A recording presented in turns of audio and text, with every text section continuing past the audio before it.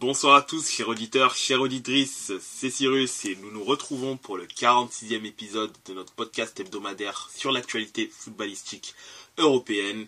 Et pour discuter de ce qui s'est passé sur la planète foot ces derniers jours, je serai accompagné de nos fidèles contributeurs que sont Jeff. Bonsoir à tous. Camille. Buonasera ragazzi. Et Alexis. Bonsoir.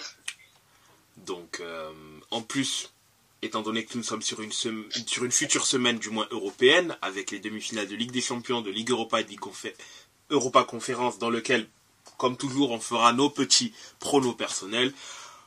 On parlera donc de ce qui s'est passé en Serie A, en Angleterre et en Espagne. On réserve la France, l'Allemagne, pour demain. Et donc, le premier arrêt se fait en Italie. Et étant donné que l'Inter n'a pas joué en premier, puisque Juve Milan a eu lieu... À moins que hier. A eu lieu hier. Oui. En effet. Hier. Donc, je ne sais pas si c'est Camille ou Jeff qui va parler en premier pour pouvoir nous détailler le match, vu que vous êtes les deux concernés sur celui-ci. Mais après cela, je pourrais également, de mon côté, parler d'Inter Torino. Et on pourra discuter également de cette journée de Serie A. Donc, Camille, Jeff, Jeff, tu veux parler en premier. je vais te laisser la parole pour une fois. Je ne vais pas la monopoliser dès le départ. Bah écoute, moi je vais te la laisser parce que moi, comme tu le sais, j'étais sorti, donc j'ai pas vraiment suivi le match, j'ai pas vu trop d'actu et puis. Je pensais que tu avais regardé le match, donc. Non, j'étais sorti, mais je pensais que tu étais devant la télé. Non, pas du tout. Ok, bon je vais commencer du coup, vu que moi j'ai suivi le match et je l'ai même débriefé en live sur la chaîne de mon camarade Michelangelo de Juventus à Paris. Comme d'habitude, ça a été une Juve à deux vitesses. La première mi-temps, franchement, il n'y a pas grand-chose à en dire du tout, parce que ça a été vraiment un round d'observation de 45 minutes entre les Bianconeri et les Rossoneri. Le match s'est vraiment un petit peu réveillé à partir de la seconde période, où la Juventus a eu une grosse occasion dès la 50e minute, en tapant la barre d'ailleurs, notamment. La Juve était beaucoup mieux dans son match, beaucoup plus réveillée, je dirais. En seconde période, il y a eu pas mal d'occasions, que ce soit par Vlahovic, que ce soit sur l'entrée de Chiesa, ensuite sur l'entrée de Kenan Yildiz. Le Milan a eu quelques opportunités, mais n'a pas réussi à cadrer la moindre frappe sur les cases de Szczęsny. La Juventus a été un peu plus présente, mais quand elle réussissait à rentrer dans les 25-30 mètres, ce qu'elle a souvent réussi à faire, on est tombé sur un Sportiello qui était vraiment très présent, très attentif. Remplaçant au pied levé en plus, puisque Maignan s'était blessé juste à l'entraînement d'avant-match. Pendant l'échauffement. Franchement, il commence à vraiment m'énerver ce gardien. Je te coupe une minute, mais Maignan a des demandes entre guillemets extravagantes à 7-8 millions par an, mais t'es même pas capable de faire une saison sans être blessé. Il y a un problème quelque part, quoi. Le problème est-il musculaire? Je sais pas, j'ai pas suivi. Je sais qu'il a été blessé, mais je sais plus c'était quoi la blessure. En attendant, moi, ça m'arrangeait plutôt pas mal de voir Maignan out. Mais bon, Sportiello, comme je le dis, a franchement tenu la baraque. Et j'ai envie de dire que c'est un petit peu la saison des seconds plutôt niveau gardien. Parce que dans pas mal de grands clubs, les seconds gardiens ont eu fort à faire. Que ce soit en Angleterre, que ce soit en Espagne, ou que ce soit sur ce Juve Milan. Donc la Juve qui a été trop brouillonne dans les 25-30 derniers mètres du Milan. Que dire que là franchement je n'ai même personne à critiquer vraiment du côté Juventus. Peut-être un Philippe Kostic toujours encore en deçà du Kostic que j'avais vu à Francfort. avait-il surperformé à l'époque à Francfort? N'est-il tout simplement pas juste compatible, ou Allegri compatible? Autrement, bon match de la part de tous les Juventini. Il a juste manqué ce but, quoi, qui nous aurait fait prendre de la distance, une bonne distance qui nous aurait fait le bien par rapport au Bologna qui nous talonne toujours. Donc, match intéressant. Enfin, deuxième mi-temps intéressante. Première mi-temps étant clairement une purge. Il faut dire ce qui a été dégoûtant, cette première période. Mais match nul, on va dire, au point, ça serait joué sur du 60-40 pour la Juventus, j'aurais dit, plus ou moins, ou 65-35. Milan a été solide derrière, a tenté de placer quelques banderies, notamment avec son côté gauche incarné par Rafael Leao. Mais bon, une Juventus qui a relativement dominé la deuxième période sans réussir à planter le but décisif. Je voulais juste rajouter un petit détail, je l'avais partagé sur WhatsApp dans la journée, un tweet de joueur italien, à toi de me dire si c'est assez représentatif, mais il disait la Juve qui joue à 11 derrière comme une équipe de bas de tableau et Milan qui ne sait pas déjouer un bloc bas. Et c'est pas la première fois que je lis ça sur Milan d'ailleurs. Ben, de toute façon, oui. Ça fait quelques mois maintenant que je lis, cette Juve manque de créativité. Il y a un trident qui serait à aligner, mais que ne veut pas faire le coach Allegri. Ça serait un trident Vlahovic, Yildiz et Chiesa, mais il ne le fait jamais jouer ce trident, alors qu'on pourrait profiter du physique de Dujan, du physique et de la patte sur coup franc, parce qu'il ne faut pas oublier que c'est un excellent tireur de coup franc, et de la folie de deux électrons libres comme Kiko Chiesa et Kenani, ils le disent. Mais bon, on a un coach qui ne veut pas jouer de façon offensive, donc voilà, il va mettre McKennie et droit, il va faire sortir Dujan pour faire rentrer Milik, il va faire sortir un autre attaquant, un Chiesa, pour te faire rentrer, je sais pas, un Miretti. Surtout que Chiesa ne met même pas à son poste préférentiel. À partir de là, le joueur ne peut pas... Hier, quand il est rentré, il est rentré pour jouer sur le côté gauche. Donc c'est pour ça qu'il a fait une excellente entrée. Comme c'est bizarre. C'est bizarre, hein, quand tu mets les joueurs à leur bon poste, ils jouent mieux. Comme c'est bizarre. Mais bon, je me dis qu'il reste 4 matchs à jouer, puis après, on sera libéré.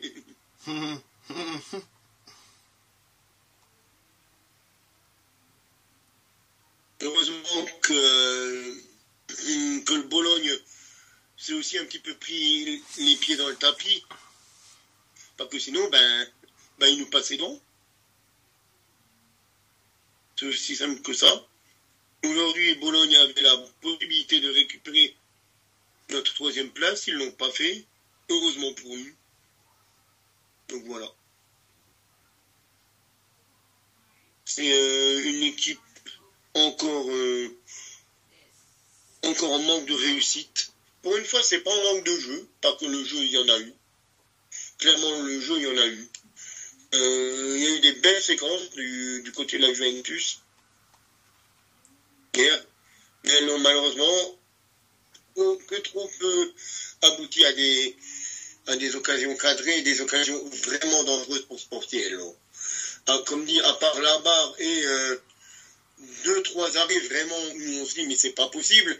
J'ai encore une situation en tête de Rabiot qui se retrouve dans les 6 mètres et où Thio sauve le ballon en étant sur la ligne, mais d'une façon improbable, quoi. Je crois que c'est sur une frappe de Dujan. Sportiello se coupe, repousse sur sa droite. T'as Rabiot qui est sur la gauche des 6 mètres. Il est à 3-4 mètres du but, de la ligne de but. Il a reprend de voler et t'as Thio qui qui est sur la ligne, justement, au bon moment, au bon endroit, quoi, pour dévier le ballon. J'ai fait, mais c'est pas possible. Et il y a eu 2-3 situations comme ça où on s'est dit, mais à quel moment il va l'arrêter? À quel moment tu es présent à ce moment-là et tu fais ce geste-là? C'est pas possible.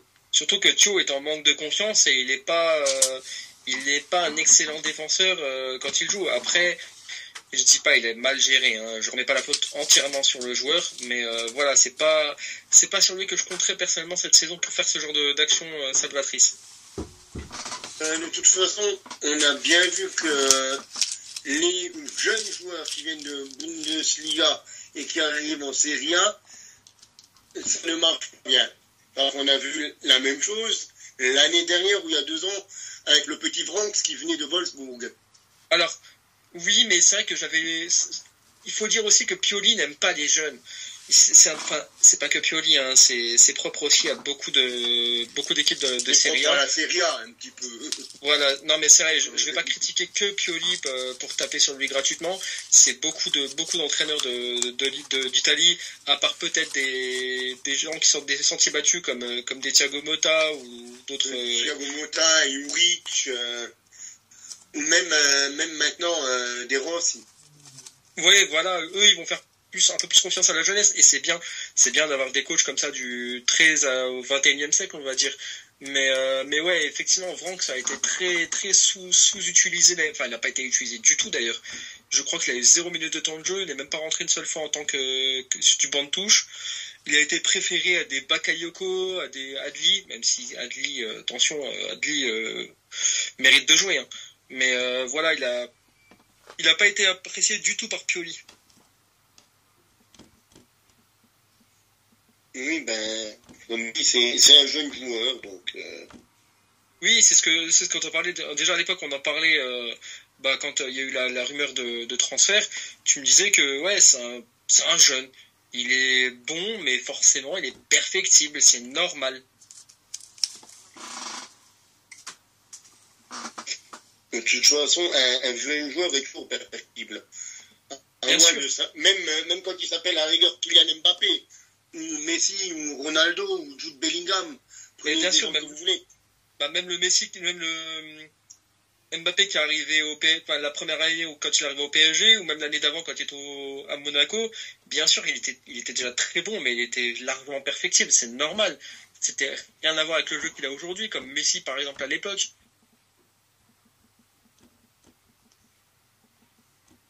Même maintenant, il est encore perfectible, par exemple, ne serait-ce que sur le jeu de tête.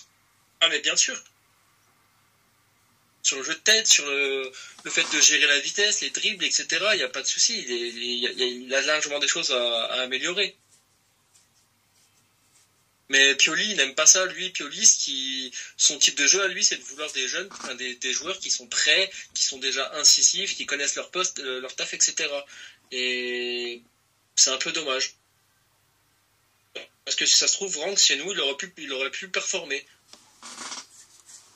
Oui, peut-être. On ne saura pas. Oui, voilà, peut-être qu'il aurait performé, peut-être qu'il aurait largement flopé. Un joueur de Bundesliga ne se fait pas forcément au championnat italien, c'est tout à fait normal. Et l'inverse est tout aussi vrai, n'est-ce pas, Giro Immobilier? Exactement. Jeff, je ne sais pas si tu as encore quelque chose à dire, vu que tu n'as pas suivi totalement le match. Mais sinon, je pense qu'on pourrait passer passer la parole à Cyrus pour l'Inter Torino. Bien sûr. À moins que tu veuilles ajouter quelque chose. Non, si, allez, à la limite, un tout petit mot, juste 5 secondes comme ça, pour dire que par rapport au changement de coach, Lopetegui avait été suivi parmi d'autres joueurs, d'autres coachs, pardon. Mais comme la communauté s'est très mobilisée contre lui, l'affaire n'est pas en train de capoter, mais disons qu'ils font volte-face, le staff, et ils ont exprimé le fait qu'il est pisté parmi d'autres, mais que c'est pas un premier choix, c'est un choix de praticité, on va dire, Lopetegui pour eux. C'est le choix bis. Ouais, c'est le choix pratique le plus facile à avoir. Mais il y a d'autres joueurs, d'autres coachs qui sont pistés. Donc voilà, c'est tout. Merci pour ces petites informations. Mon cher Cyrus, à toi la parole maintenant. Alors, concernant l'Inter-Torino, qui a eu lieu à l'heure du déjeuner, 12h30, une célébration pour l'Inter, puisque c'était le premier match en tant qu'équipe officiellement championne. Donc, ils ont été très bien reçus dans les entrées de San Siro par les supporters, tout à fait logique, puisque voilà, c'était la première fois qu'ils célébraient, enfin pas la première fois, mais je veux dire que la première fois qu'il y a eu un match dans lequel ils peuvent officiellement dire qu'ils sont champions. Donc ça a été globalement une célébration, également un très beau tifo de la part de la Curva Nord pour célébrer le fait qu'ils sont champions. Et sur le terrain, je veux pas dire que c'était un match plaisant, c'était pas mal,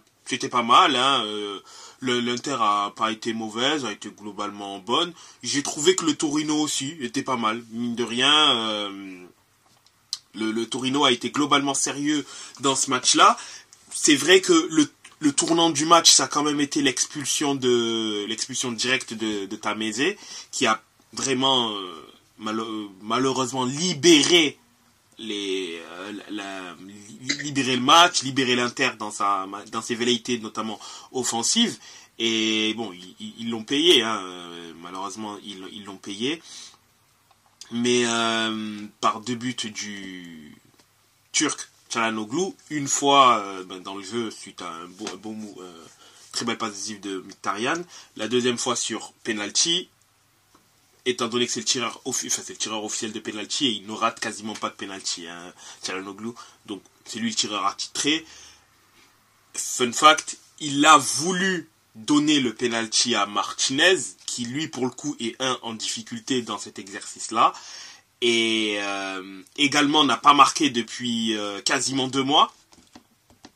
Hors sélection, parce que oui, en sélection, il a marqué contre le Costa Rica, c'est vrai, mais la dernière fois qu'il avait marqué, c'était contre Lecce. Non, c'était un doublé contre Lecce. C'était contre l'Atalanta à la 21e journée, donc le 28 février. Là, on est le 28 avril, donc ça fait pile poil 2 mois qu'il n'a pas marqué. Et Lautaro Martinez lui a dit non, c'est toi le tireur attitré, écoute, tire-le. Et bien évidemment, il l'a mis. J'ai quand même bien aimé le match d'un ancien interiste, Raúl Bellanova. Je l'ai trouvé quand même assez intéressant. Bien, il n'a pas fait un mauvais match. Après voilà, l'Inter est une équipe meilleure que le Torino. Même Buongiorno, que j'aime beaucoup pour le coup, dont je pense que lui ça risque d'être sa dernière année au Torino. Je pense du moins.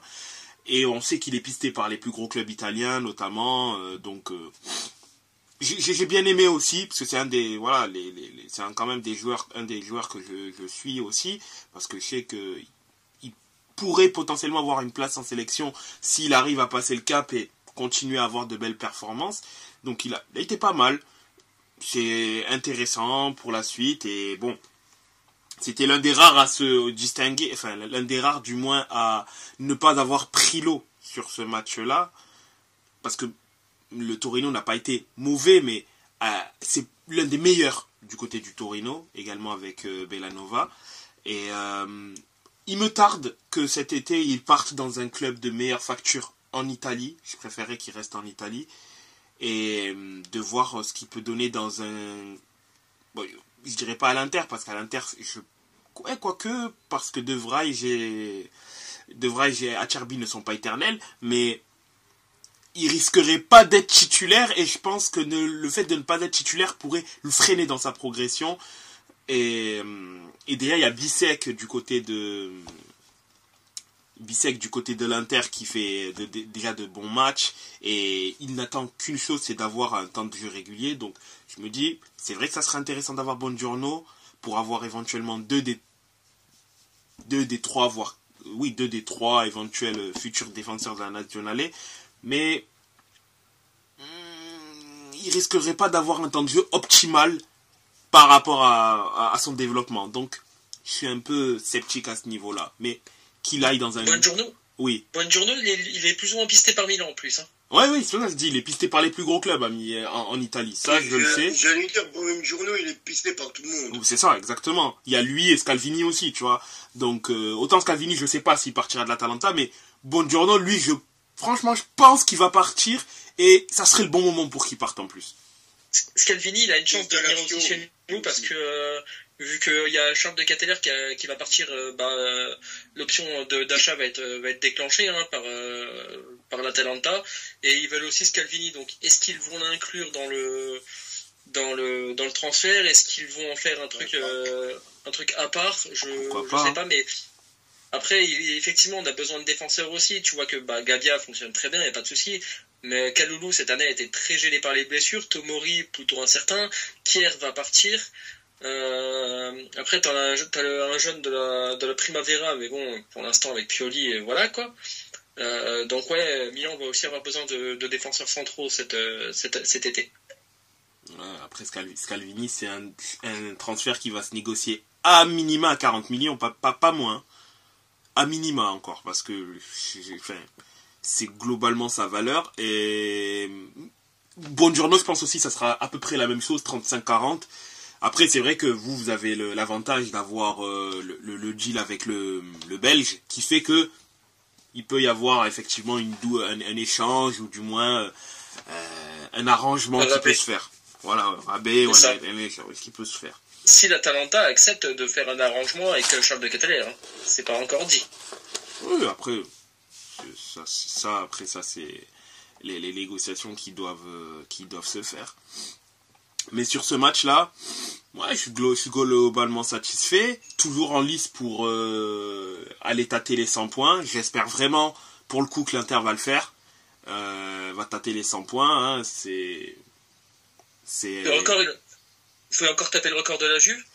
Non, au maximum l'Inter peut être à 101. Ils peuvent plus être à 103. Je crois que c'est 101 ou 102 le record.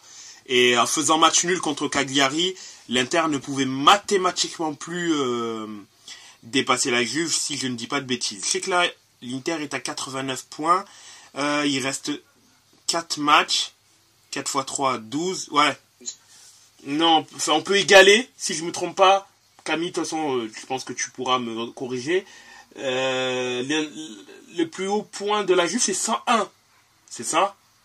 Je crois même que c'est 102. Et c'est laquelle de Juve? C'est Juve 2012-2013? Non, 2013-2014. Je crois. Parce que la 2012-2013, c'est celle qui est invincible en Serie A. Si je ne dis pas de bêtises. Non? Ou c'est le contraire? C'est l'année après le départ de Del Piero, donc après 2012. Ok, c'est 102 le record, effectivement, Jeff, tu as raison. C'est 102 points le record. Et donc c'est bien, c'est 2013, c'est la Juve 2013-2014 qui met cette marque-là.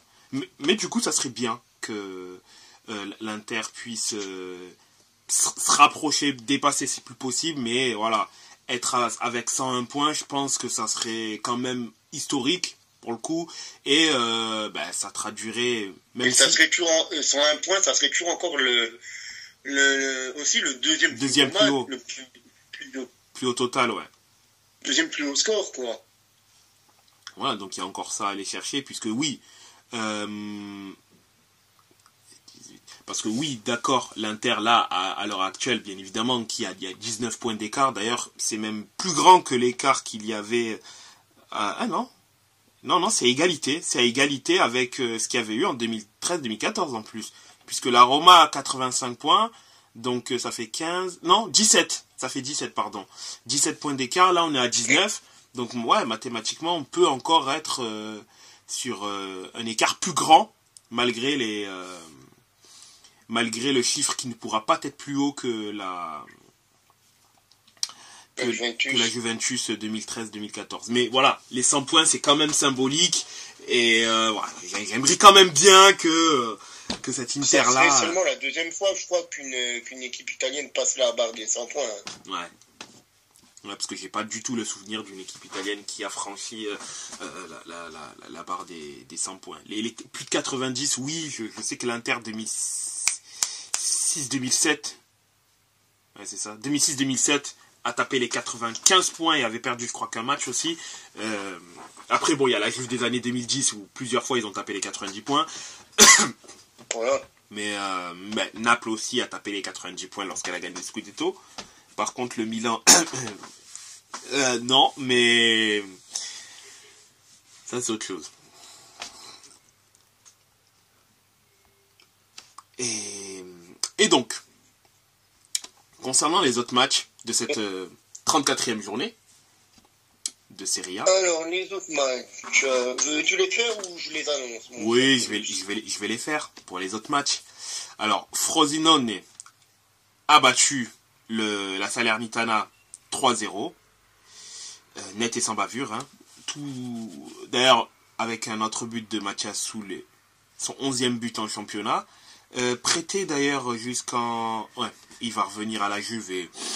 Prêté jusqu'en fin de saison par la Fin de saison, oui. Je pense quand même que ça serait bien de le rapatrier. Ça serait pas mal. Oui, de toute façon, il est déjà acté qu'il sera vu la saison prochaine. Avec du temps de jeu quand même, on espère. Parce qu'il en a du talent plein. Avec du temps de jeu, oui.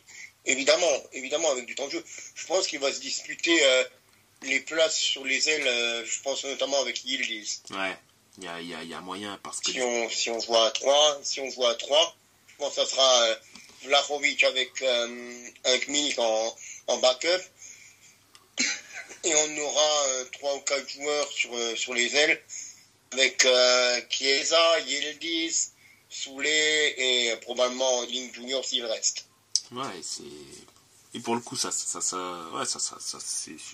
bien de vraiment l'incorporer parce que je pense que lui, pour le coup, c'est un très très bon joueur et il a moyen d'apporter quelque chose, de la créativité. Bon, là, il marque sur penalty sur ce match-là, mais c'est quand même un joueur qui peut vraiment beaucoup apporter.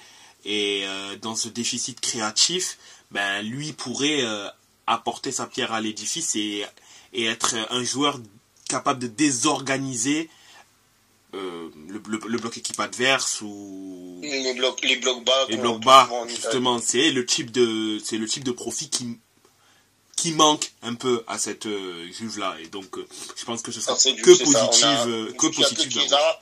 Et entre guillemets, Eling Junior qui ne joue quasiment jamais.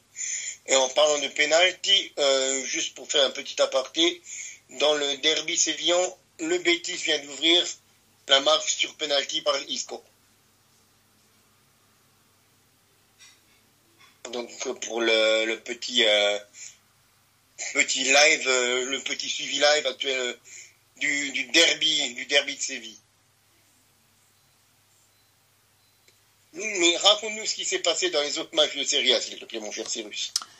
Alors, donc Frosinone fait quand même une bonne opération dans le sens où elle se donne un peu d'air dans la course au maintien. Bon, la Salernitana, on n'en parle plus puisque ils sont globalement condamnés à la relégation, déjà acté. Donc bon, à ce niveau-là, c'est pas encore mathématique, mais à combien 31 points si quand même, c'est mathématique déjà, là. Puisqu'il reste... ouais, c'est ça. C'est si je peux me permettre. De la fin. Bien sûr, Alexis. Si je peux me permettre, oui, alors moi je peux vous dire que c'est officiel parce que Costil, qui joue là-bas, c'est sa 3e relégation en 3 ans. Donc après Bordeaux 2022, Auxerre 2023, il y a eu la Salernitana 2024. Après, je suis un peu méchant avec son passage à Auxerre, mais il était resté que 6 mois, mais bon, il a quand même contribué à la descente du club, donc c'est sa 3e relégation. Comme quoi, les Chats Noirs et Bordeaux, il y a une grande histoire d'amour. Ça m'inquiète un peu parce que Guy Lavogui aussi qui joue à Mayence, voilà quoi. On n'est pas à l'abri de la relégation. Ouais, c'est ça. Il faudrait enlever toute trace bordelais dans le secteur de Mayence. Exactement. Puis on n'est pas à l'abri d'une relégation nationale aussi, donc tout court. Mais bref, on en parlera demain.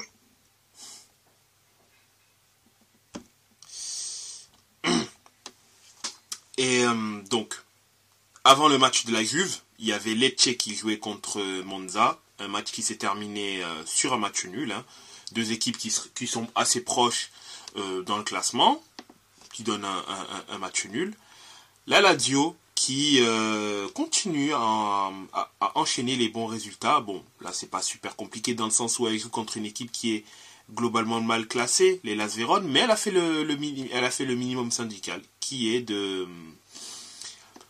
gagner 1-0 contre les Las Vérone.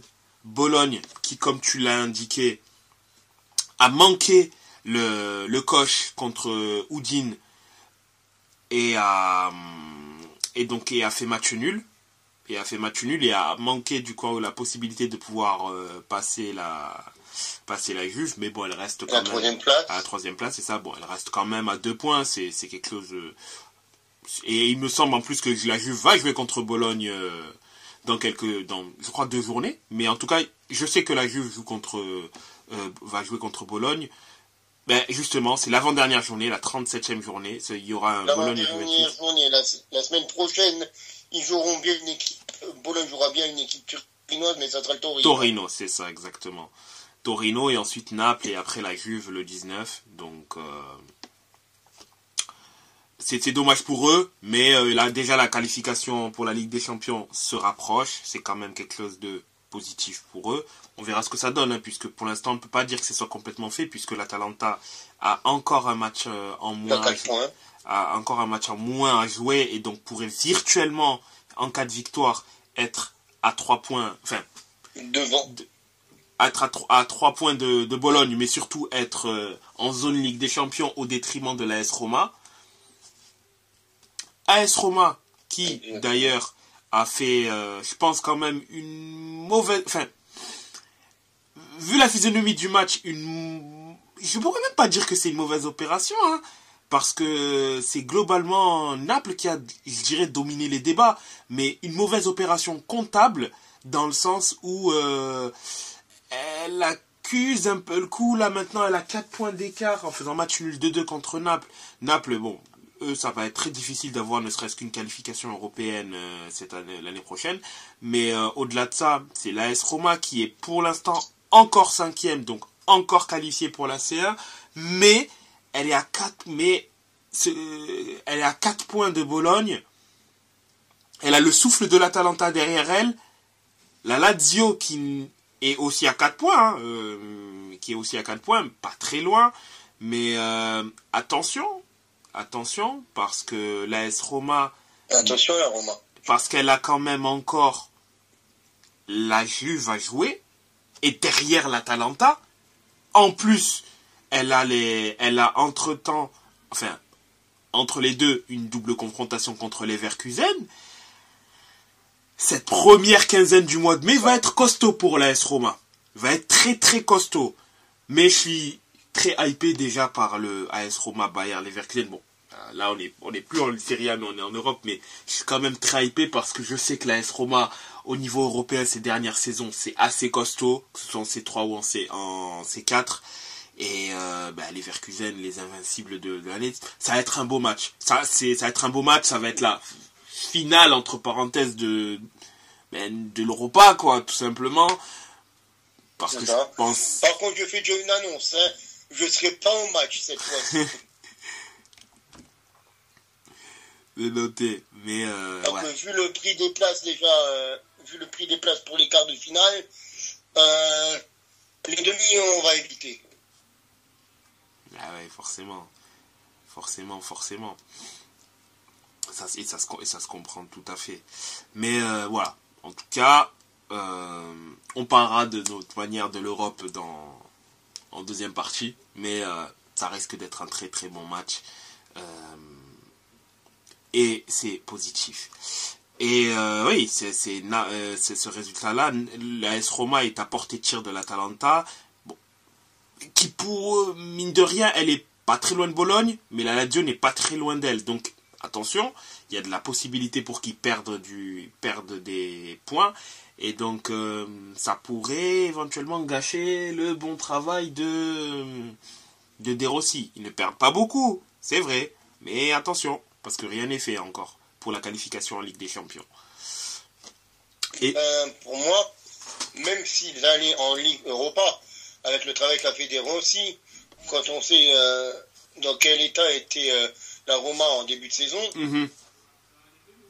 même une qualification en Ligue Europa serait bénéfique. Parce que je pense que c'est actuellement le niveau de cette AS Rome.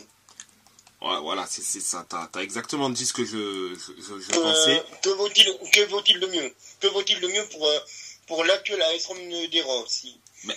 Aller en Ligue des Champions, terminer 4e, prendre le risque de se faire taper et finir dernier d'un groupe, ou jouer l'Europa League et avoir l'opportunité de faire de nouveau un beau parcours comme cette année. C'est ça, et être un cador. Mais moi, c'est ce que en soi, c'est ce que je pense.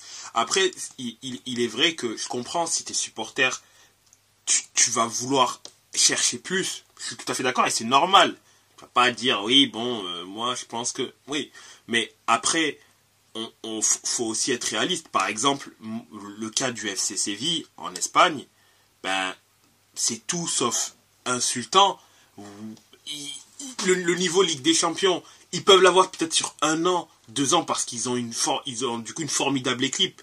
Mais on le voit bien sur les dernières années que leur compétition fétiche et reine, c'est la Ligue Europa. Et qu'il y a de trop gros mastodontes en haut, que déjà dans leur pays, à eux, en Espagne, il y a des trop gros mastodontes qui sont le Real et le Barça, qui eux sont plus habitués aux joutes.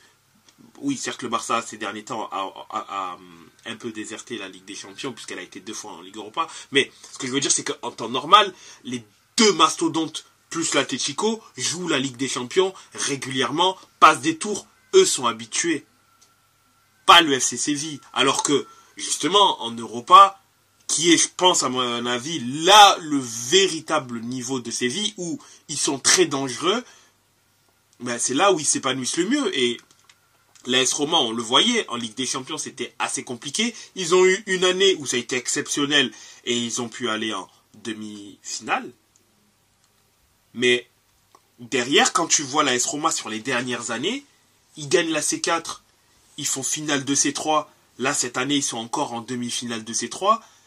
Je trouve que c'est magnifique parce que ça montre que, oui, d'accord, tu n'as pas le niveau Ligue des Champions, mais tu descends d'un cran, tu deviens une équipe cador et une équipe qui a la capacité de pouvoir faire.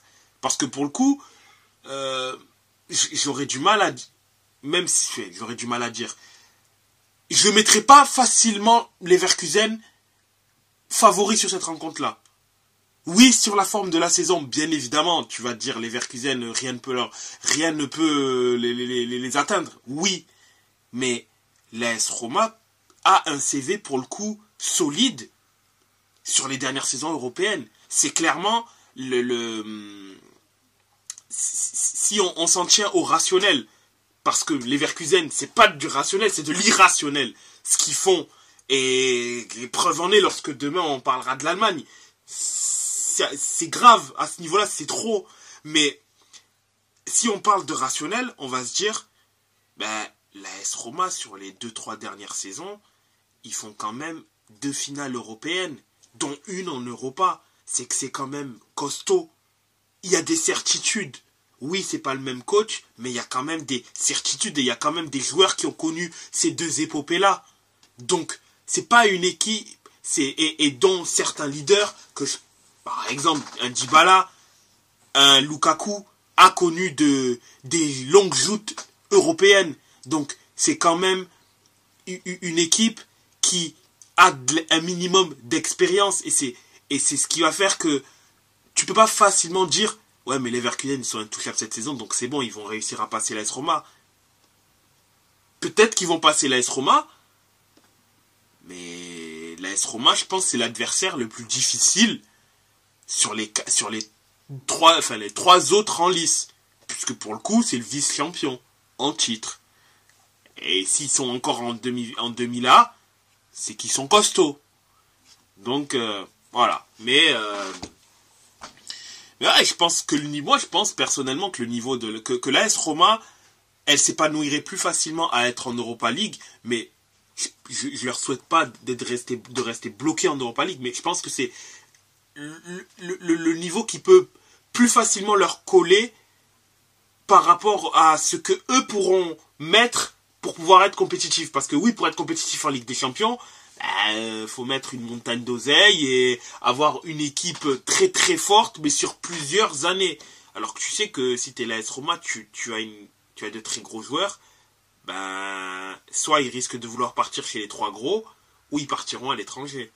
C'est le cas aussi à la Juve Inter Milan. Mais eux ont techniquement cette capacité à pouvoir quand même faire en sorte d'avoir une certaine compétitivité dans le temps.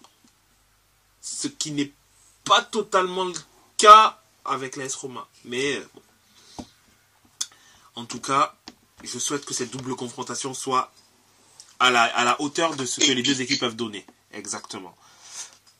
Au classement, cela donne l'Inter premier et donc champion avec 89 points. Le deuxième, l'AC Milan avec 70 points. Troisième, la Juve avec 65 points. Bologne quatrième avec 63 points. L'AS Roma cinquième avec 59 points. Atalanta sixième avec 57 points. D'ailleurs, j'ai oublié de parler de l'Atalanta. L'Atalanta qui s'est d'ailleurs imposé très tranquillement en ce début d'après-midi, fin d'après-midi, contre Empoli, en ayant fait globalement tourner et par rapport à ce qu'ils préparaient donc leur demi-finale allée de Ligue Europa.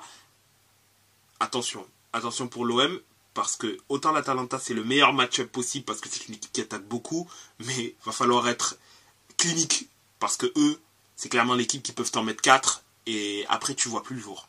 Donc attention. L'Atalanta donc 6ème avec 57 points, 7ème la Lazio avec 55 points, la Fiorentina qui est en train de jouer actuellement et qui gagne, et qui au-delà de ça a quand même un match en moins contre l'Atalanta, est à 50 points, à égalité de points avec Naples. Torino 10ème avec 46 points, Monza 11ème avec 44 points, Genoa 12ème avec 39 points, Lecce 13ème avec 36 points, Cagliari 14ème avec 32 points. 3 équipes 15, 16, 17, Hellas Vérone, Frosinone et Empoli avec 31 points. l'Udinese 18ème et premier relégable avec 29 points. Sassuolo 19ème qui est en train de perdre contre la Fiorentina avec 26 points. Et la Salernitana déjà reléguée qui est à 15 petits points. La page Serie A se termine. Et cette fois-ci... Est-ce que tu veux qu'on fasse un rapide tour en Angleterre? Oui, un rapide tour en Angleterre. Ou en Espagne, comme tu veux. Oui, un rapide tour en Espagne. Un rapide tour, oui, en Espagne, avant de justement parler de l'Angleterre. Je te laisse la parole. Alors, il y a eu le gros match pour moi. Il y a eu 2 gros matchs pour moi. C'était le Real Madrid de vendredi et l'Atlético Madrid Athletic Bilbao d'hier. Le Real s'est imposé sur la pelouse de la Real Sociedad à Anoeta sur le plus petit des scores, 1-0, grâce à leur petite pépite turque Arda Güler qui marque son 2e but avec la technique du Real Madrid. C'était sa première titularisation et donc son premier but au jeune turc. Tandis que l'Atlético Madrid s'est imposé à la maison 3-1 face à l'Athletic Bilbao.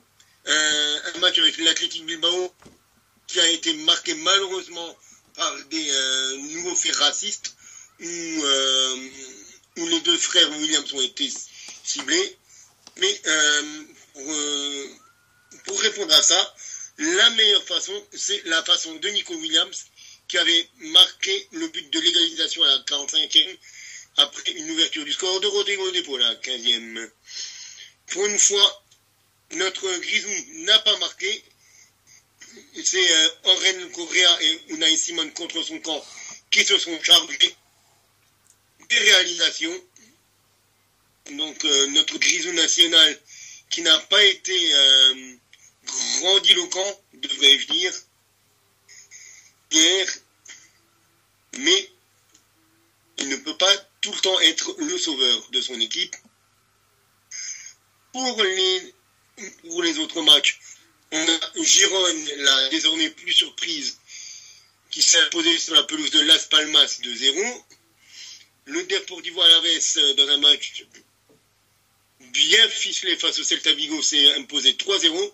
Cadiz et Mallorca ont fait match nul 1-1 à Cadiz. Retafe est allé s'imposer sur la pelouse d'Almeria 3-1 avec une expulsion du côté d'Almeria en fin de rencontre. On a Villarreal qui a tanné à la maison le Rayo Vallecano 3-0. Même score entre Grenade et Osasuna. Le Betis Séville mène à la mi-temps 1-0 dans le derby sévillan, alors que le Barça jouera demain à 21h face au FC Valence. Donc, au classement de la Liga, le Real est champion avec 84 points. Girone est deuxième avec 71 points. Le Barça est troisième à un point derrière Girone. L'Atlético Madrid ferme le top 4 avec 64 points. Le cinquième, c'est l'Athletic Bilbao, du coup, qui est toujours encore avec 58 points. La Real Sociedad aurait pu s'en rapprocher, mais est sixième avec 51 points. Le même nombre de points que le Betis Séville, qui est en train de recoller du coup à la Real au Basque avec son succès providentiel, je dirais même, bon, provisoire pour l'instant, mais providentiel. Valence aurait l'occasion de revenir un petit peu sur les talons des Basques et du Betis, 8e, mais avec le match de demain, pourrait revenir à 1 point du Betis et de la Real Sociedad. Le 9e, c'est Villarreal, 10e, Retafe, Osasuna est 11e, Alavés est 12e, Séville est 13e, Las Palmas le même nombre de points que les Rojiblancos avec 37 points, le Rayo Vallecano est 15e avec 34 points, le Mallorca est 16e avec 32 points. Le premier non relégable, c'est le Celta Vigo avec 31 points, qui a 5 points quand même du premier relégable, Cadiz 18e.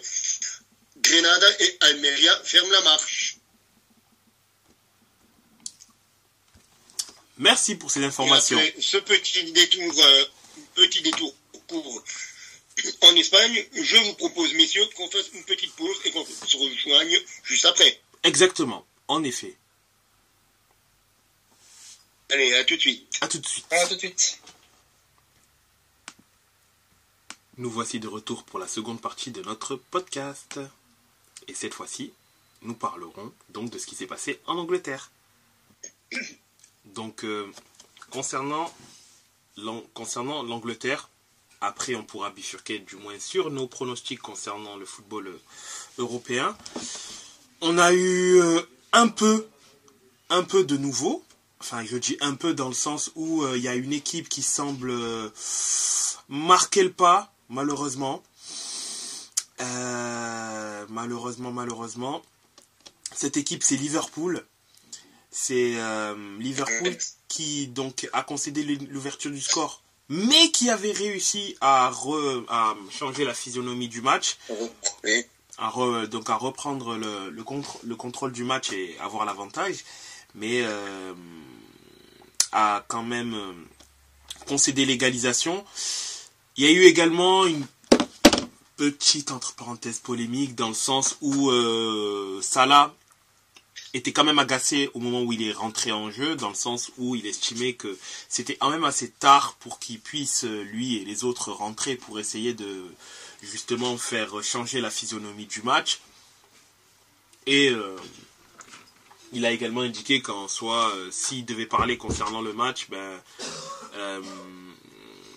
il pourrait y avoir des répercussions, dans le sens où je crois que la terminologie précise qu'il avait indiqué, c'est que il pourrait sortir du feu de ma bouche. En gros, moi c'est quelque chose qui se rapproche de cela. En gros, je pense qu'il aurait dit des trucs pas très gentils. Bon, je pense pas qu'il aurait insulté Klopp, attention, mais je pense qu'il aurait montré sa frustration. On va dire, il aurait envoyé des noms d'oiseaux. Voilà, exactement. Et cette autre contre-performance après la défaite contre Crystal Palace, Et en plus, la défaite contre Everton également, ben ça, je pense, ça élimine quasiment Liverpool de la course au titre, dans le sens où là, en plus, Manchester City a encore un match en moins à jouer. Et Arsenal, on en parlera tout à l'heure, mais a également gagné contre Tottenham, a souffert à la fin, mais a gagné contre Tottenham. Et donc pour eux, ils gardent toujours le cap, ils gardent toujours le cap concernant cette éventuelle course au titre. Mais ouais, Liverpool, très compliqué, et la fin de saison qui s'annonçait sur le papier excitante il y a quelques semaines, ça peut terminer en eau de boudin. Bon, ils finiront en Ligue des Champions, attention, il reste 3 matchs, ils seront en Ligue des Champions, ça c'est acté. Mais l'aventure Klopp pourrait se terminer un peu difficilement, en sachant qu'ils ont quand même bataillé toute la saison pour le titre. Mais bon, c'est parfois comme ça, le football c'est cruel, il n'y a qu'un seul gagnant. Et pour l'instant, le numéro 1 au classement c'est Arsenal. Arsenal qui d'ailleurs donc a gagné tout à l'heure Tottenham 3-2. Comme à l'aller, il y a eu un match, il y a eu un but contre. Gros match. Ouais, très beau match. Très beau match. Et pour le coup, ils se sont fait peur dans le sens où Tottenham a failli égaliser. Quand je dis égaliser, c'est revenir au score à 3-3. A failli, mais bon, ils ont réussi à tenir. C'est bien parce que contrairement, bon, même si entre parenthèses ma prophétie s'était réalisée dans le sens où j'avais dit que Arsenal allait perdre des points, mais je ne les voyais pas. Bon, il manque Manchester United, attention, mais c'est vrai que je les voyais perdre des points contre Chelsea ou Tottenham. Ils ont fait carton plein. Ils ont perdu contre Aston Villa, c'est vrai, mais sinon ils ont fait carton plein sur les autres. Donc sur ça, il est vrai que j'avais à 50% tort, puisqu'ils ont quand même fait la part du boulot. Mais à culpa de ma part, Arsenal m'a fait fermer ma bouche à ce niveau-là. Mais je les vois toujours pas champions. Parce que City ne tremblera pas et que City est habitué aux fins de saison à pression et à éventuellement ils y arriveront, donc je ne m'en fais pas à ce niveau-là. Mais j'espère que cette année-là, même après si Arsenal finit champion, c'est très bien pour eux, mais en tout cas, le chantier prioritaire, si j'étais Arsenal l'année prochaine, c'est recruter un attaquant de classe mondiale, tout simplement. C'est vraiment là, par contre, s'ils veulent espérer quelque chose, même au niveau européen, il va leur falloir un grand attaquant, parce que ça va être vital. Ça va être vital dans les moments clutch, dans les moments difficiles. Oui, c'est très bien d'avoir plusieurs joueurs capables de mettre une dizaine de buts par saison, mais tous les matchs ne seront pas faciles. Et dans des matchs où tu auras des pannes d'efficacité, il faut qu'il y ait ce mec, ce player-là qui est capable de te sortir un tir venu de nulle part, etc. Il y a des joueurs de talent, de très grands talents à Arsenal. Pas de souci là-dessus. Bien, en plus l'effectif est jeune, etc. Mais là, je pense que tu mets un Osimhen dans cette équipe-là. Là, tu fais passer Arsenal dans un autre cap, quoi. Même si Osimhen est jeune, mais c'est ce type de joueur-là qu'il leur faut pour vraiment aller dans la table des équipes qui veulent faire quelque chose déjà en Europe et aussi là, on pourra vraiment dire, ah ouais, Arsenal, là, on a compris là où ils veulent aller et ça va être chaud. Mais s'ils ne recrutent pas un Isaac, un Watkins, bon, je pense pas qu'Isaac ira là-bas, attention, ça coûterait tellement cher, mais un Watkins, un Osimhen, ou quoi, ce type d'attaquant-là. Watkins, je le vois bien aller à Arsenal, je sais pas pourquoi. Ouais, il va coûter très cher, Ça leur changerait comme profil. Ça leur changerait franchement comme profil. Et pour le coup, oui, ça leur coûterait extrêmement cher, ça c'est sûr.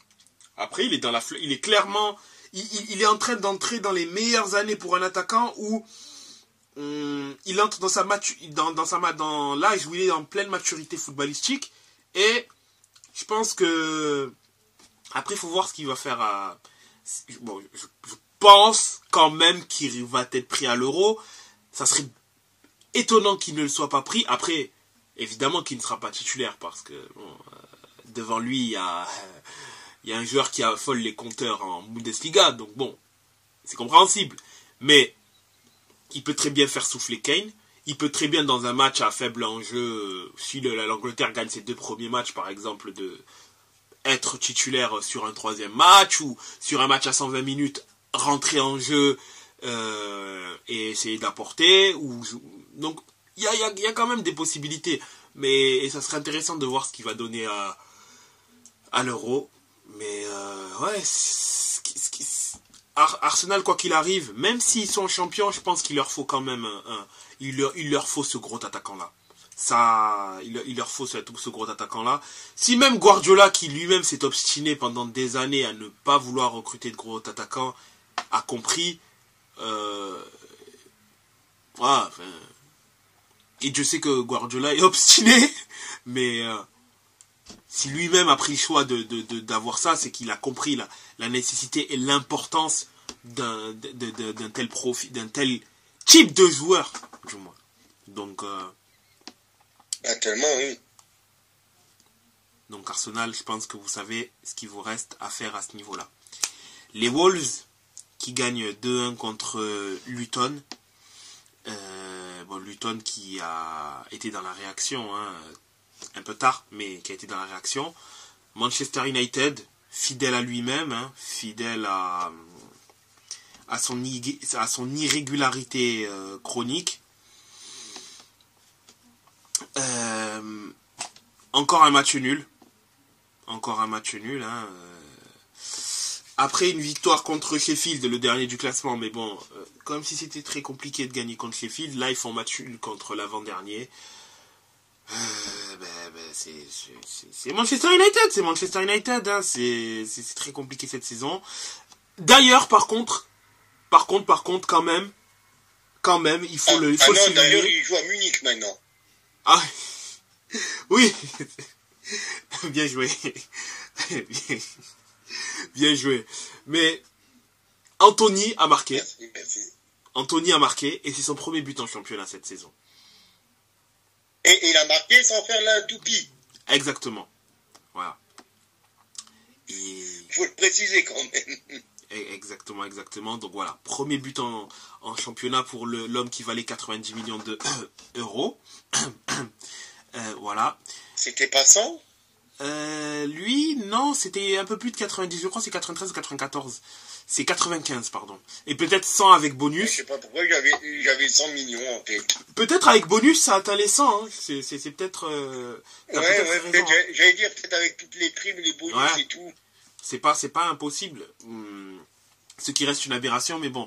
On n'est pas là pour parler de ça. On pourrait éventuellement en parler dans un autre débat parallèle. Mais voilà.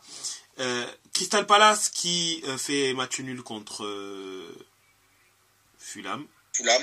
Qui fait match nul donc contre Fulham. Newcastle qui ne fait qu'une bouchée de Sheffield. Bon, comme je l'ai expliqué tout à l'heure, Sheffield n'est pas l'équipe la plus compliquée à battre. Est-ce difficile de marquer des buts à Sheffield? Non. Et Isaac qui poursuit surtout quand on voit leur différentiel. Exactement. Isaac qui continue sa très très belle saison. On pourrait même se demander, c'est dommage qu'elle a été parfois écourtée par les blessures, mais Isaac qui est en pleine bourre en ce moment, qui porte Newcastle offensivement, 19 buts en 26 matchs. Il est en constante progression et tout va bien pour lui et tout va bien pour lui. Guimarães également décisif. Guimarães qui est d'ailleurs cité dans la colonne transfert car pisté par de très gros clubs. Et je ne vais pas parler du Barça parce que je ne sais pas par quel moyen il sortirait 90 à 100 millions pour l'avoir. Mais par exemple, Manchester City est très intéressé par lui par rapport à son profil un peu hybride. Intéressé par lui également par Paqueta. Mais Paqueta, ça ne date pas de cette année. L'année dernière aussi, il le voulait. Mais à cause de du gros imbroglio, je vais pas dire petit parce que c'est de l'imbroglio par rapport au fait qu'il était cité dans des affaires de paris sportifs. Je pense que ça a freiné parce qu'il avait peut-être peur d'une éventuelle suspension du joueur, mais bon, apparemment ça ne semble plus être d'actualité. Donc à voir ce que ça va donner, mais je pense qu'il y aura au moins un recrutement au niveau du milieu de terrain à City l'année prochaine. Et il faudra avoir des yeux sur Paqueta et lui, parce que les deux sont sérieusement pistés par Manchester City. Effectivement, Alexis, égalisation de la part de Salas, ou Salah, je sais pas, mais je pense que c'est Salas, Salas, oui, qui vient d'égaliser tout de suite. Et donc, en plus de cela, Everton, oui, qui gagne contre Brentford. Aston Villa qui fait match nul contre Chelsea. Oui, le même Chelsea qui s'est fait botter les fesses par Arsenal il y a 4 jours. Eh ben, c'est celui qui fait match nul contre Aston Villa. Voilà, c'est Chelsea. C'est Chelsea. Comme Chelsea, au mois d'avril, il a été capable de battre United, mais derrière, il fait match nul contre Sheffield. Voilà, c'est le Chelsea de cette saison. Chercher une logique, il n'y en a pas. Mais voilà, c'est Chelsea. Ça fait deux saisons quand même qu'il n'y en a pas des logiques. Oui. Et effectivement. Après, mais bon. Comme je disais, Arsenal qui a réussi à gagner cette bataille psychologique contre Tottenham, où le match a été vraiment en 2 phases. La première phase qui est la première mi-temps, où vraiment Arsenal a dominé. Mais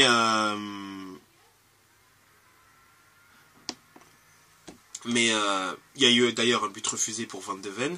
Mais c'est vrai que ce match-là, c'était un très bon match et très, très bien de la part d'Arsenal d'avoir gagné. Je pense que l'année dernière, un match comme ça, il y a de fortes chances qu'il le perdait. Brighton qui se fait exploser par Bournemouth 3-0. 3-0. Une saison un peu compliquée pour Brighton, une saison un peu compliquée, hein, après la formidable saison dernière. Après, il n'y a pas que ça a été l'ascenseur émotionnel. Exact.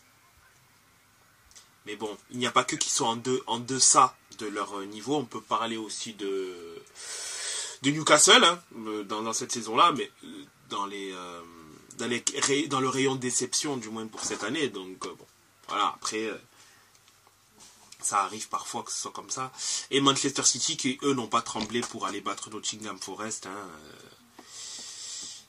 qui n'a pas tremblé, donc qui a réussi à faire le nécessaire et donc gagner 2-0 à ce propos. Et pour le classement, je te laisse la main, Camille.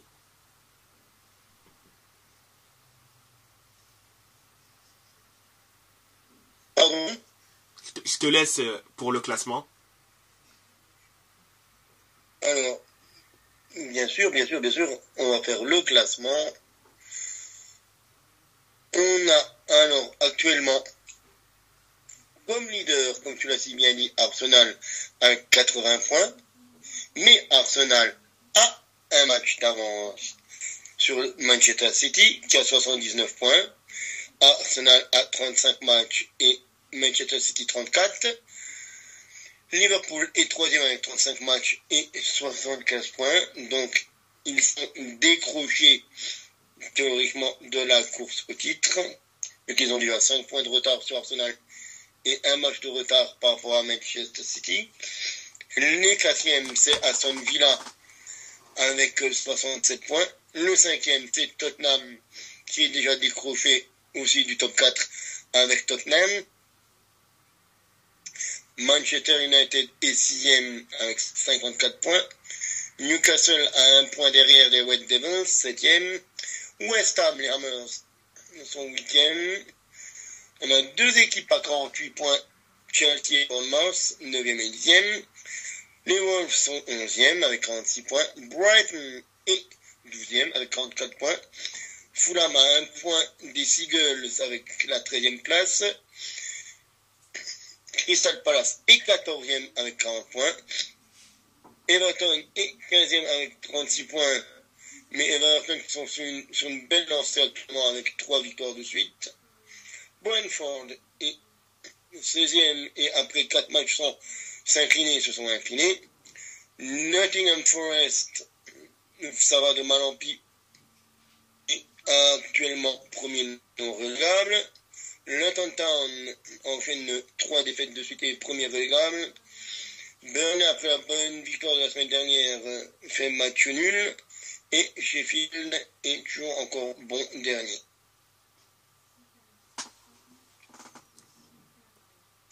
Voilà pour l'actualité outre-Manche. Merci Camille pour cela. Et donc, cette fois-ci... Le fameux Lionel, merci. En effet. Et donc, cette fois-ci, on peut partir sur donc les pronos concernant les matchs européens. La semaine prochaine, mardi, mercredi. Donc, en premier lieu, la Ligue des Champions.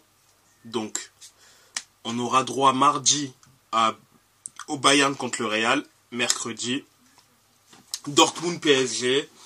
Mais la semaine d'après, PSG, Dortmund et Real, Bayern. Vos pronos pour ces... Je sais pas si vous préférez les matchs ou les doubles confrontations. Ou ça, c'est comme vous le souhaitez. Et si je peux commencer, comme ça au moins c'est fait. Moi, je vois un Real PSG en finale de Ligue des Champions. Dans le sens où, pour moi, dans ma tête, en fait, je vais faire le parallèle avec un autre sport. Ceux qui savent comprendront. Où il y avait en 2016 ou 2016, Kevin Durant qui jouait à Oklahoma City et qui a affronté l'équipe de Stephen Curry, qui va perdre en finale de conférence et qui va aller rejoindre à l'été, comme Mbappé va rejoindre normalement le Real, et puis derrière va gagner 2 titres de champion NBA. En fait, moi, je vois le truc vraiment comme ça, où le PSG va aller en finale de Ligue des Champions, mais va perdre sa finale contre le Real, parce que le Real, en finale de Ligue des Champions, va les battre déjà. Le nombre de finales qu'ils ont fait et qu'ils n'ont pas perdu, c'est hallucinant.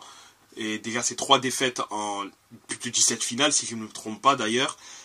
Donc, va les chercher en finale. C'est vraiment un exploit d'aller les battre en finale de C1. Et après, il y rejoindra et je pense qu'il arrivera à gagner la Ligue des Champions.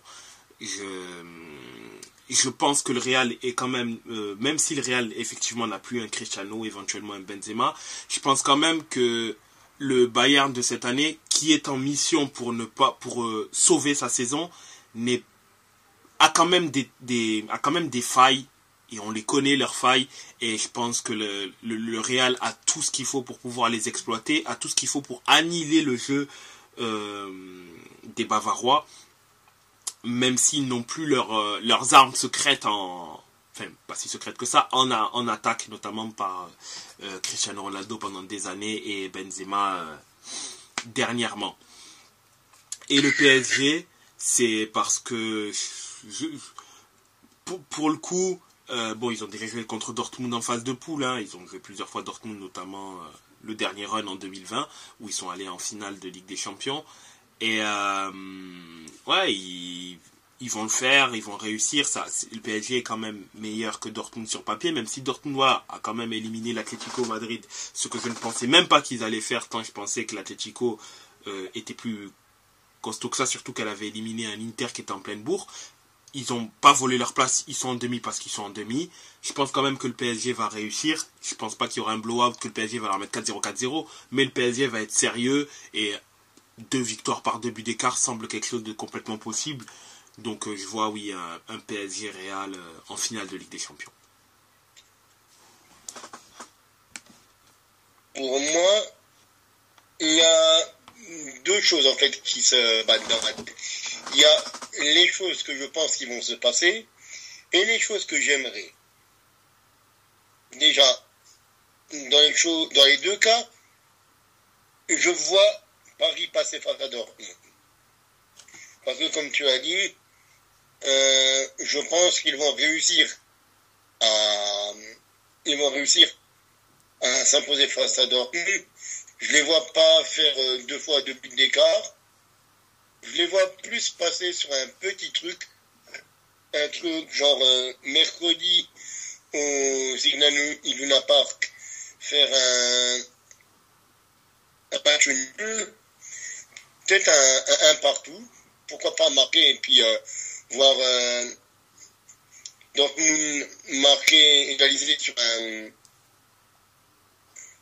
un but un petit peu sorti de nulle part, disons ça comme ça, et s'imposer au parc la semaine d'après et rejoindre la finale.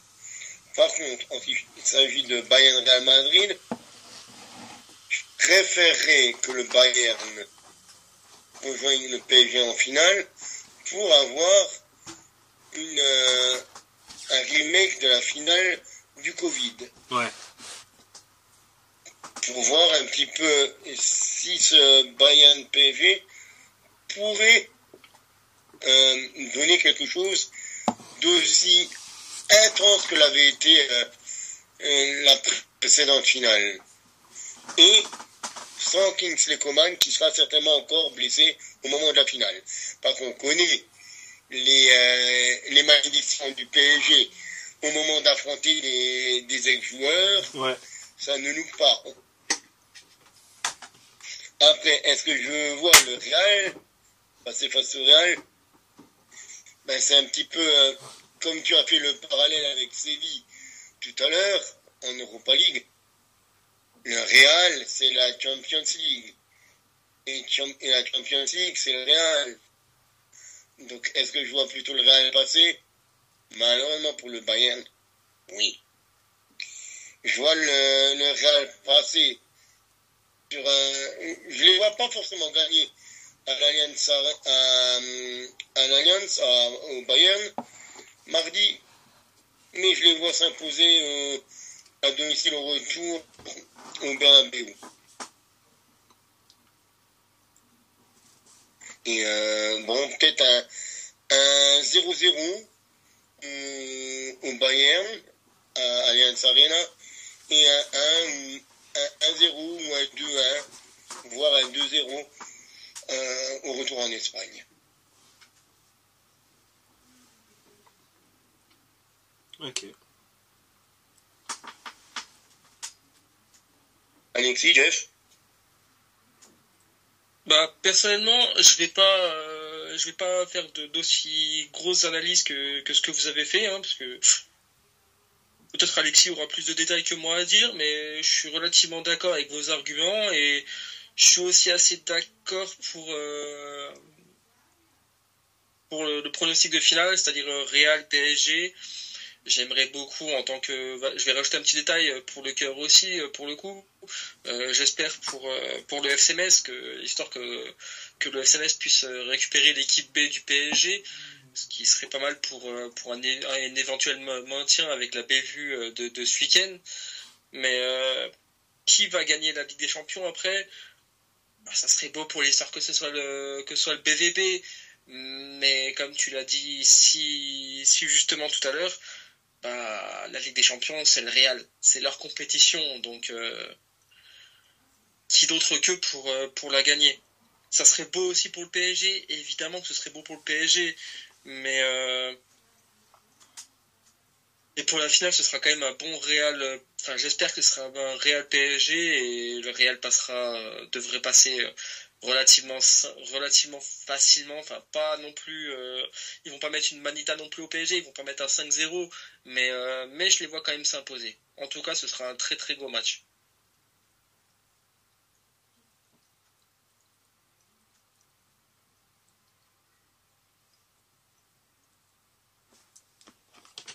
Et Alexis? Il nous manque un dernier prono sur la partie Champions League. Alexis, c'est à toi.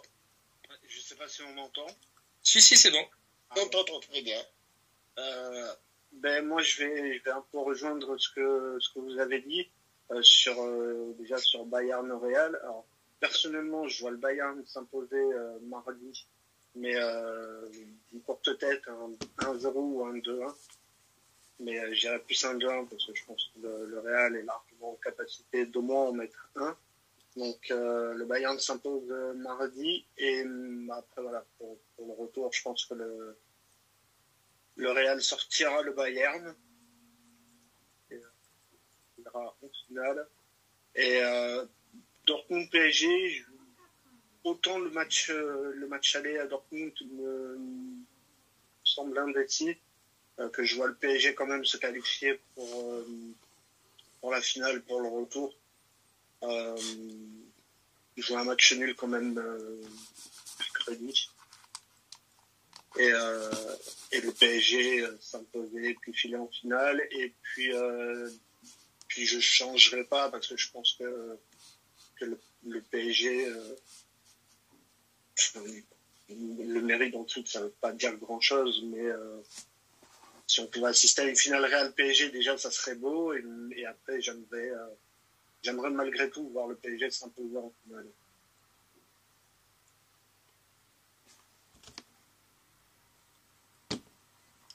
C'est noté, c'est noté. Merci pour ce pronostic concernant la Ligue des Champions. Cette fois-ci, on part en Europa League, où ça sera donc ce jeudi. Ce jeudi, il y aura l'AS Roma contre Leverkusen. Donc le match aller se joue à Rome. Et Marseille contre l'Atalanta. Match retour, donc la saison, j'allais dire. Une semaine après. Je pense que c'est bien si c'est toi aussi qui commence sur ce coup-là, vu que tu es le plus impliqué dans ces demi-finales. Alors, concernant ces demi-finales, pour le coup, j'en ai un petit peu parlé quand on parlait de la Serie A, par rapport à l'AS Roma et Leverkusen. Si on s'en tient au niveau rationnel, je mettrais un 51-49 quand même pour l'AS Roma, au vu de ses résultats réguliers sur les dernières saisons européennes.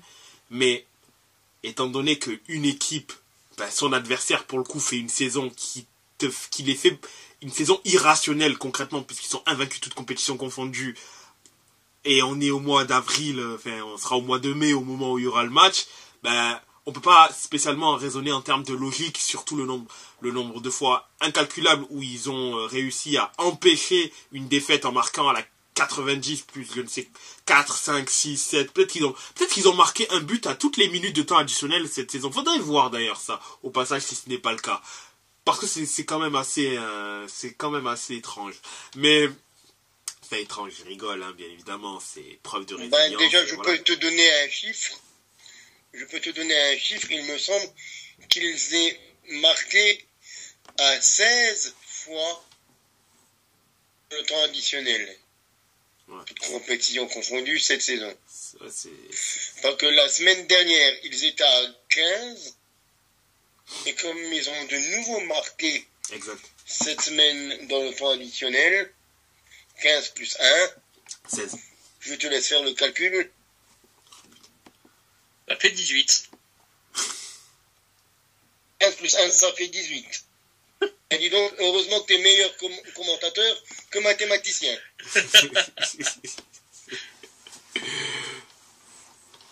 Et pour le coup, ouais, tout le monde sait que 15 plus 1, ça fait 37. Exactement. Ah oui, bien sûr. Évidemment, du coup, les Leverkusen et à 16 matchs, ils ont marqué dans le temps additionnel. Ouais, après le Fairy Time, le Chubby Time. Exact, c'est ça. Et pour le coup, ça va être un match très difficile. Vraiment, pour le coup, je pense pour moi que c'est la finale avant l'heure, sans dénigrer l'OM et l'Atalanta, parce que c'est l'équipe qui est la plus régulière sur les dernières saisons, comme j'ai dit, vainqueur en C4, finaliste d'Europa League. Et là, ils sont encore en demi-finale. Donc, c'est régulier en termes de performance. Et donc, ça va être un gros morceau pour eux. Et le match-up le plus difficile, parce que pour le coup, je pense que s'il passe l'AS Roma, ben l'Atalanta, c'est vraiment un match-up très très favorable, dans le sens où une équipe offensive contre eux, ça laisse des espaces, et c'est pas comme s'ils n'avaient pas des joueurs capables d'avaler les espaces, des mecs comme Frimpong, comme Grimaldo qui sont décisifs, qui sont impliqués sur un nombre incalculable de buts, plus de 50 cette saison. Enfin, pour le coup, c'est un match-up ultra favorable, et l'OM, je trouve aussi que c'est un match-up assez favorable, dans le sens où eux, ils sont capables de punir n'importe quand, là où l'OM peut avoir des trous en matière de justement, lorsqu'ils ont des séances des moments où ils dominent, savoir punir. Alors que ça, les Leverkusen, ils peuvent l'être. Et le souci, c'est que les Leverkusen peut l'être n'importe quand. Et n'importe quand, c'est au sens propre du terme. C'est-à-dire que ça peut être de la première à la 97e minute. Et c'est ça le problème. C'est ça le problème. Donc, ça va être un match difficile. Je pense que ça se jouera sur 120 minutes. Je pense que ça se jouera sur 120. Cette qualification en finale se jouera au penalty, je pense. Je sais, je pourrais pas prononcer. Ce qu'il faut préciser aussi, c'est que ce qu'il y a aussi, c'est que faut pas oublier que c'est aussi la demi-finale, une des deux demi-finales de la saison dernière déjà. Ouais. Et la cousine Roma. Et pour le coup, je pense que ça se jouera au penalty. Et je peux pas je vais pas pronostiquer de gagnant, parce que pour le coup, vraiment, je pense que c'est un 50-50. C'est un 50-50. Par contre, pour l'OM contre l'Atalanta, ouais. Là oui, je vais globalement me mouiller. Je vais donner quand même un léger avantage à l'Atalanta, pardon. C'est du 55-45, voilà. Pour l'Atalanta OM, c'est du 55-45 pour l'Atalanta. Et je les mets quand même devant, parce que l'Atalanta, ça a quand même une grosse puissance offensive, et c'est une équipe qui est vraiment capable de t'éteindre vraiment capable de t'éteindre. S'ils sont bien lunés, ils sont sur un bon jour. Ce qui est bien et positif pour eux, c'est que là, ils ont quand même reposé leurs joueurs, et ils vont être frais contre l'OM. Donc il y a ça. Après, c'est ça le problème, c'est que l'Atalanta, c'est tout ou rien. C'est une équipe qui est, lorsqu'elle est bien lunée, elle est vraiment capable de marquer des buts contre n'importe qui. Par contre, on sait que c'est une équipe qui est très joueuse et qui n'est pas faite pour avoir elle n'est pas faite pour subir. Elle attaque. Elle n'est pas nulle défensivement, mais c'est pas sa spécialité. Et donc c'est là où justement il va y avoir l'OM en fait aura normalement des occasions pour pouvoir le faire, et en fait l'OM va devoir être clinique. Vraiment la clé, je pense, la clé pour l'OM, c'est d'être clinique. À partir du moment où l'OM est clinique, il y a tout le 45-55 que je donne, il peut rapidement se transformer en 70-30 pour l'OM. Parce que c'est ça le truc. Si l'OM marque en premier et arrive à faire en sorte de faire déjouer l'Atalanta, ils vont avoir 3 pieds et demi en finale. Clairement. Mais par contre, si je la joue petit bras et accepte la domination de l'Atalanta, c'est là où ça va être très dangereux. Parce que donner une possibilité à l'Atalanta de le faire, tu peux éventuellement réussir à te sauver, mais tu vas laisser 2, 3, 4, ça va être intenable, et à un moment ils vont craquer.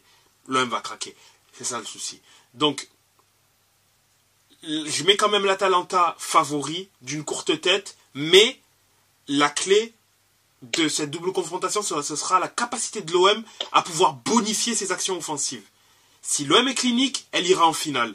Si elle par contre elle gâche beaucoup, ça va pas le faire, ça sera trop, et ils n'y arriveront pas.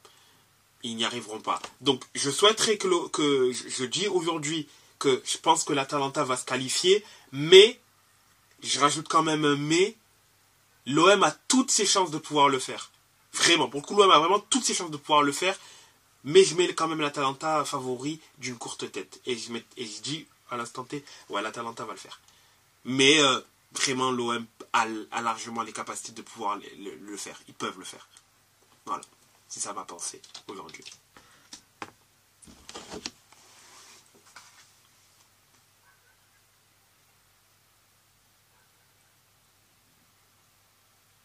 Alors, pour moi, en ce qui me concerne, je vois les Leverkusen s'imposer très courtement face à la Roma.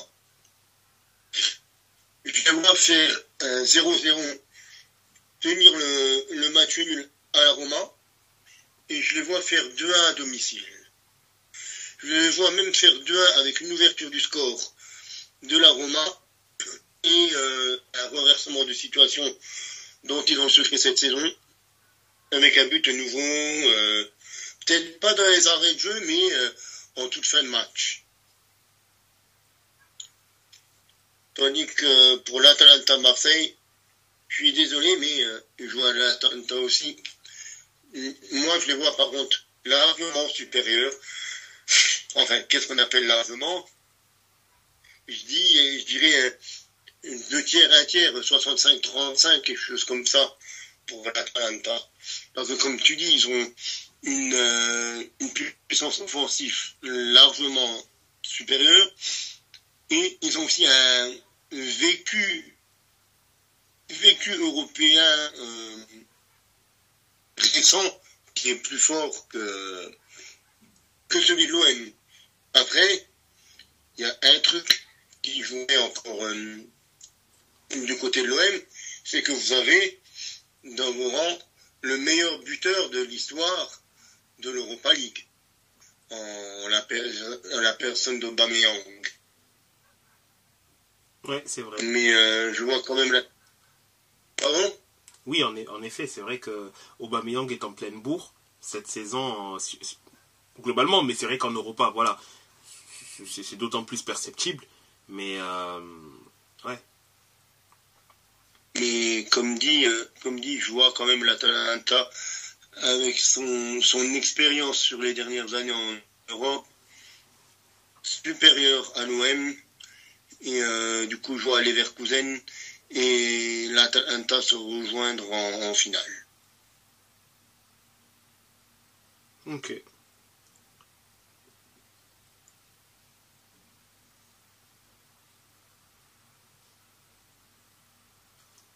Et Jeff et Alexis?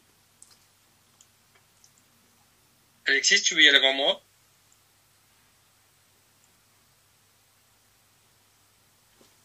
Eh bien, je prends la parole. Alors, attendez que je me retrouve de mon truc, de mon petit calendrier. Jeudi, voilà.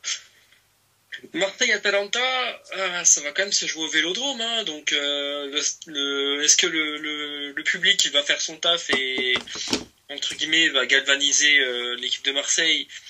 C'est là que ça pourrait changer. Dans ces cas-là, je pourrais les voir passer. Après, c'est vrai que l'Atalanta, c'est pas non plus la plus mauvaise équipe des deux. Mais je mettrais quand même le Marseille passer devant.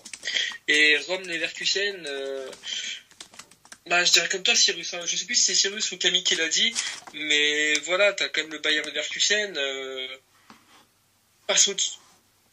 Cette saison, tout leur réussit, donc ils s'arrêteraient en si bon chemin. Il faut bien qu'il y ait un jour où ils vont perdre, ça c'est certain. Mais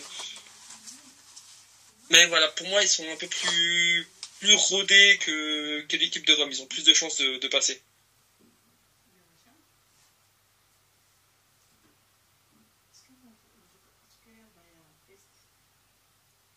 Ok. Alexis, tu nous entends? Moi, je vous entends. Est-ce que vous m'entendez? Là, oui, on t'entend très bien. En fait, tout à l'heure, je crois que tu avais le micro coupé. Peut-être c'est pour ça qu'on t'entendait pas. Mais content. C'est un peu compliqué ce soir.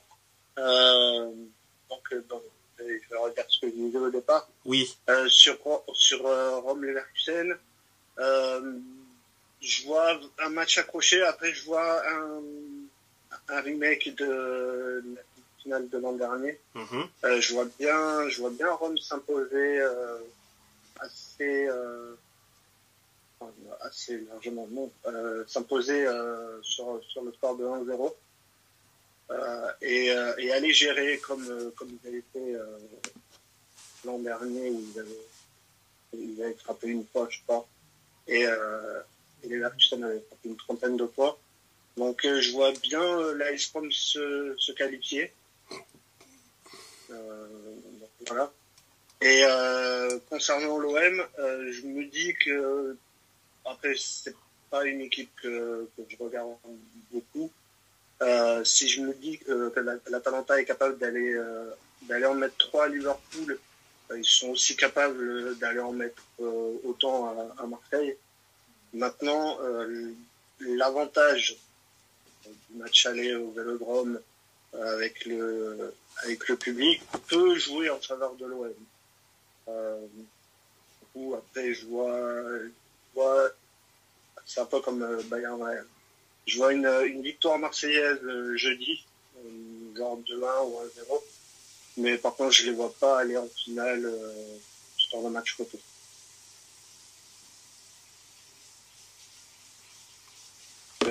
Finale après 100% italienne. Ok, finale 100% italienne. Ok. Voilà. On aura Marseille et Leverkusen en football. D'accord. J'entends.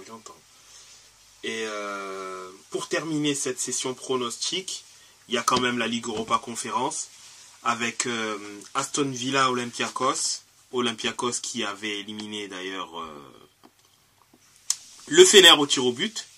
J'ai été assez surpris parce que je voyais le Fener pour le coup se qualifier. Je trouve qu'ils ont quand même une très belle équipe, le Fenerbahçe, notamment mené par Edin Dzeko qui fait une très très belle saison, deuxième meilleur buteur du championnat.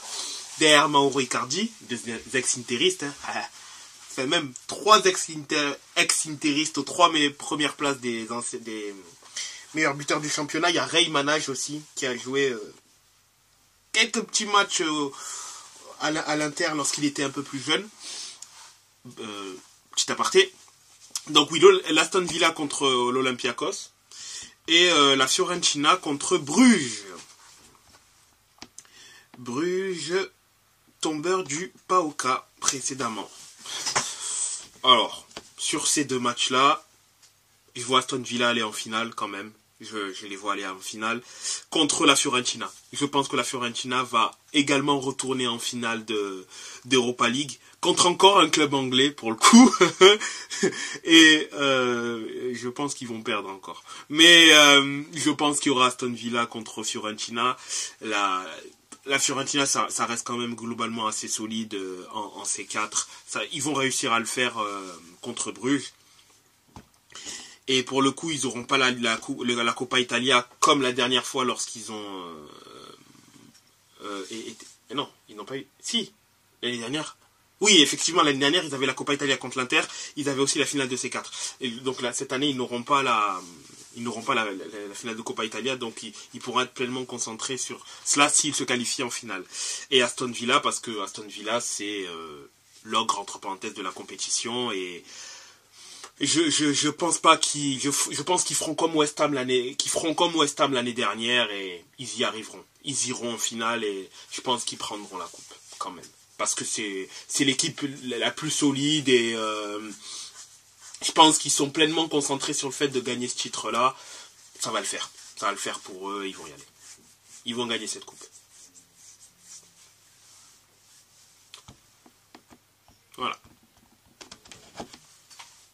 Moi, j'ai à peu près les mêmes finalistes que toi, mais tout simplement parce que la Fiorentina, je les vois largement supérieurs au club Bruges, tout simplement.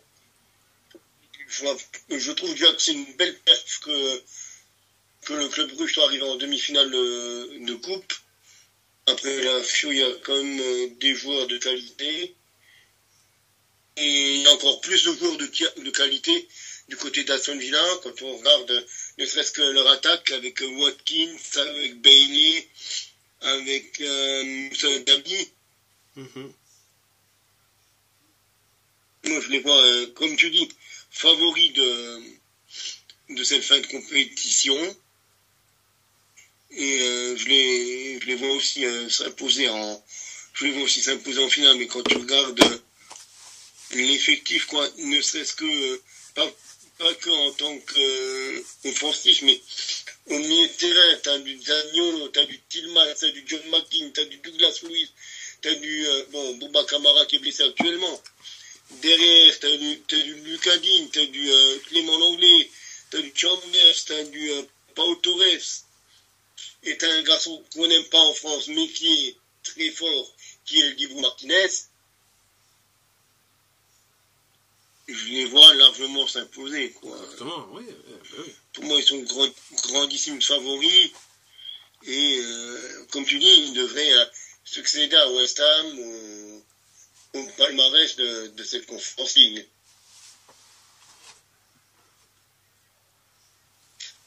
Alexis, Jeff, vous en pensez quoi, les mecs? Moi, je vais prendre la parole. Je vais être très rapide. Pour moi, Aston Villa va remporter la Conference League. Peu importe qui vous mettrait devant eux, que ce soit la FIO ou le Club Bruges. Pour moi, Aston Villa, c'est nettement supérieur à ces deux équipes. C'est aussi supérieur à Olympiakos qui joue à Aston Villa, c'est ça? C'est ça. Donc pour moi aussi, c'est supérieur à l'Olympiakos. Maintenant sur un match aller-retour et surtout un match retour en Grèce, ça peut être compliqué, mais je pense que ça peut quand même très supérieur à l'Olympiakos et je pense que sur un match aller-retour, ça se qualifiera pour être mieux. Et sur la finale, c'est pareil. Je pense que ce soit Lazio ou Club Bruges, c'est nettement supérieur. Donc pour moi, Aston Villa remportera cette coupe. Et bon.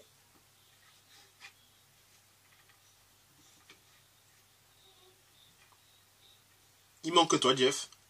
Je suis globalement du même avis qu'Alex. Pour moi, ce sera une équipe anglaise qui va avoir la conférence, c'est-à-dire Aston Villa. Aston Villa, oui, pardon.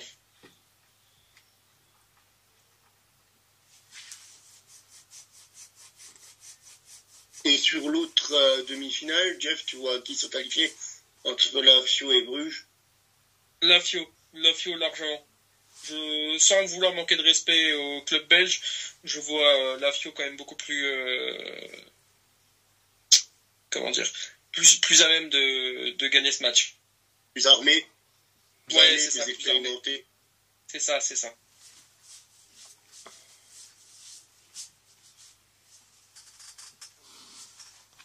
Très bien. Merci pour ces pronos concernant la C4. Pour aujourd'hui, je pense qu'on a fait le tour. Il nous restera donc qu'à parler de ce qui s'est passé dans le football français et également dans le football allemand demain. Et on clôturera donc ce 46e épisode de notre podcast hebdomadaire sur l'actualité footballistique européenne. On se retrouve demain pour parler de la suite. Bonne soirée. Salut. À demain, bonne soirée, ciao les mecs.